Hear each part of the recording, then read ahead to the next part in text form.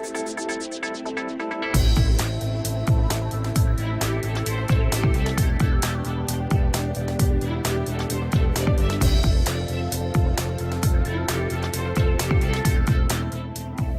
consensus seems to be Christmas 2009 sales in the U.S. will be about where they were in 2008, which is good news in that there will be sales, and economists do not expect to see a repeat of dramatic declines again this fourth quarter.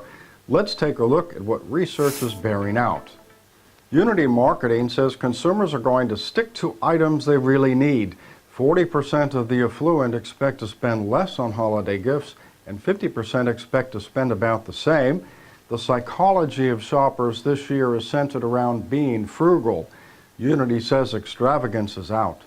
Retailers that make every customer count and add value to products will come out ahead of the rest. The group Retail Forward predicts similar sales to 2008 across the retail sector, excluding food and auto. What would give Christmas sales a boost is a spike in consumer confidence, an improved job market, and resumption of inventory buying at the business level. Deloitte predicts flat retail sales at $810 billion for the period November 1st through January 31st.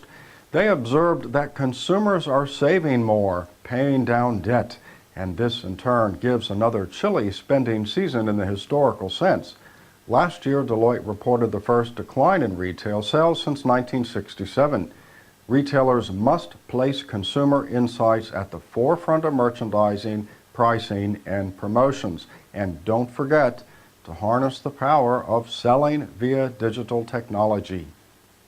The International Council of Shopping Centers sees a 1% increase for the November and December period for same-store sales at the chains. So if you think of it this way, about the same growth rate that we've experienced the past couple of weeks at the chain stores.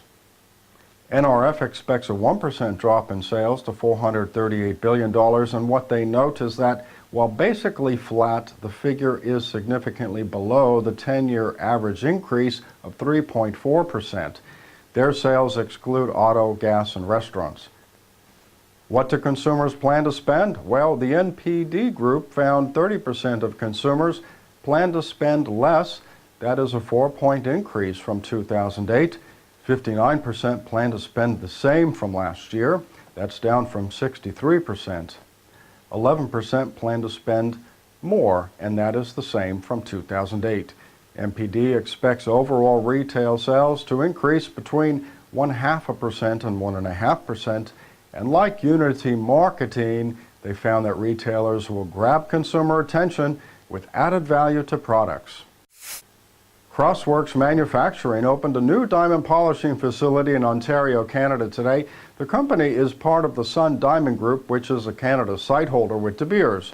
The facility will employ 27 polishers and source rough from the Victor mine. Our Aubrey Crowett spoke with Dylan Dix of SunDiamond on the progress being made in Canada's sector. I see in Canada it's been a very positive year for us. We've seen generally it's been flat to marginally up.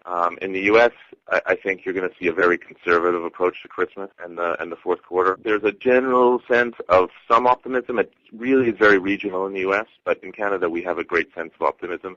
And also we see in other markets such as Asia that there is a growing strength. Give us a bit of a background on your decision to open it now when the market's in a downturn. Well, last year in September, the government of Ontario had a bidding process to gain access to the local beneficiated 10% of the De Beers Canada Victor mine. We were a part of that process, and we were selected as the diamond manufacturer who would receive that 10%.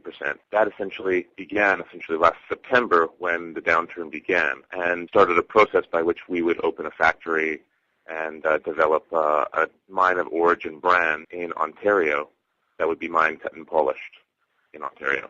It very much falls in line with how we have developed our business overall. We have 3 facilities in Canada, one in Vancouver, one in Yellowknife, and now one in Sudbury, Ontario. It falls in line also with our goals in beneficiated rough in Namibia, where we opened a factory last year and are an NDTC site holder. The SunDiamond HRA Group has really seen a strong response both at the retail level and at the consumer level to what we've done with creating a mine of origin or a country of origin brand.